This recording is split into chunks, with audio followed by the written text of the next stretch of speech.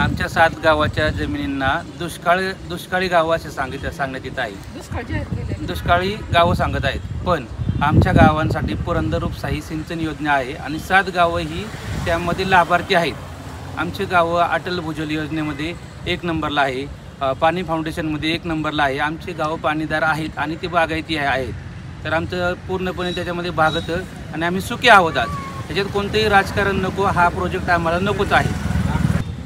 अहो या विमानतळाने एवढं आमच्यावर म्हणजे परिणाम केलाय, आमच्या संसारावर तर केलाय पण आमच्या मनावर सुद्धा केलाय। माझ्या आज घरात माझी 2 मुलं येतात, 30 वर्षाची, 30 वर्षाचं, 32 वर्षाचं। आज ह्या विमानतळाने जसा गाठ घातलाय तसं आम्हाला कोण पाहुणं बघायला आली पोरांना की म्हणतात तुमच्या गावाला विमानतळ व्हायची, कशा पोरी द्यायच्या। मग जर त्यांनी नाही पोरी दिल्या तर आमच्या पोरांचं करायचं काय? सरकारने सोय लावावी, मग आमचं आम्ही बघू काय करायचं ते। विमानतळाचा संघर्ष हा दिवसेंदिवस वाढत चाललेला आहे।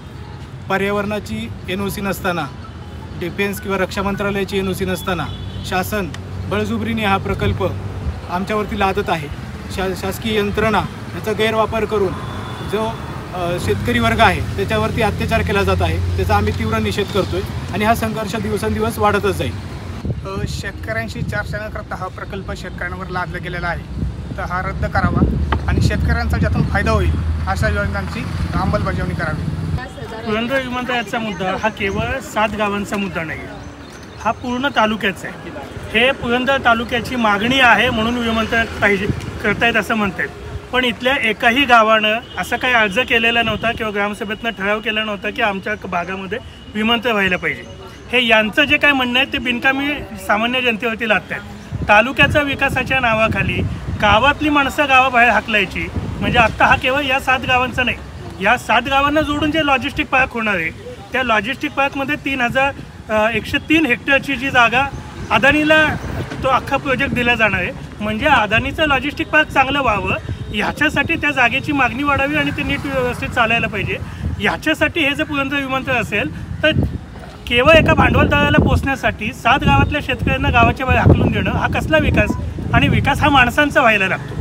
ज्यावेळेला आपण असं म्हणतो की गावाचा विकास म्हणजे केवळ बिल्डिंगी बांधणं, विमानतळ होणं किंवा रस्ते चांगले होणं म्हणजे गावाचा विकास नाही, गावातल्या माणसांचा विकास व्हायला पाहिजे।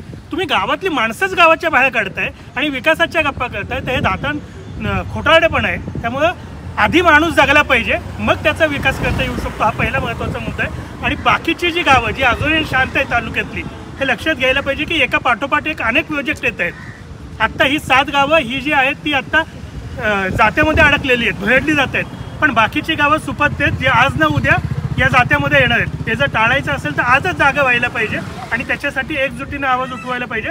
पुरंदर तालुक्याचा प्रश्न आहे, केवळ 7 गावांचा नाही। लढेंगे जितेंगे। आमच्यावर त्यांच्या पद्धतीने त्यांचा नियम आणि शासन ही एका बाजूला असल्यामुळे आमच्यावर वेगवेगळे गुन्हे दाखल केले जात आहेत। आम्हाला त्यातनं दमबाजी केलेली जात आहे। आम्हाला आमच्या गरीबांच्यावर गुन्हे दाखल करून त्यांना येरवड्यापर्यंत नेण्याची मजल या शासनाने गाठलेली आहे। आज हे विमानतळ म्हणतायत की इथले पुरंदरची भाजीपाला फळे तिकडे जातील, पण परिसरामध्ये जे अंजीर ज्याला जागतिक दर्जा नरेंद्र मोदींनी सुद्धा त्याचं गुणगान गायलं संसदेमध्ये, ते अंजीर ज्या क्षेत्रामध्ये पिकले जातं तेच ह्या 7 गावामध्ये आहे। आणि हे 7 गावं जर विमानतळात गेली तर भविष्यात पुरंदरचा अंजीर हा नामशेष होणार आहे। त्याचबरोबर पुरंदरचे सीताफळ हे जगप्रसिद्ध आहे, त्याच्याही सर्वात जास्त बागा या 7 गावामध्ये आहेत, त्याची संख्या जास्त आहे आणि इथून मोठ्या प्रमाणात एक्सपोर्ट अंजीर, सीताफळ, पेरू, डाळिंब आम्ही करत असतो। आज ते जर यातनं निघून गेलं, विमानतळ झालं तर सीताफळसुद्धा नामशेष होणार आहे। आणि पर्यावरणाची हजारो पक्षी प्राणी या परिसरामध्ये वावरत असताना त्या प्राण्यांना या परिसरातून बाहेर निघावं लागेल। अतिशय पर्यावरणाचं मोठं नुकसान यामुळे होईल। पुरंदरचा ऑक्सिजन ही 7 गावं आहेत, कारण सर्वात जास्त वृक्षसंपदा या 7 गावामध्ये आहे आणि तीच आज नष्ट केली जात आहे, म्हणून आमचा या विमानतळाला विरोध आहे।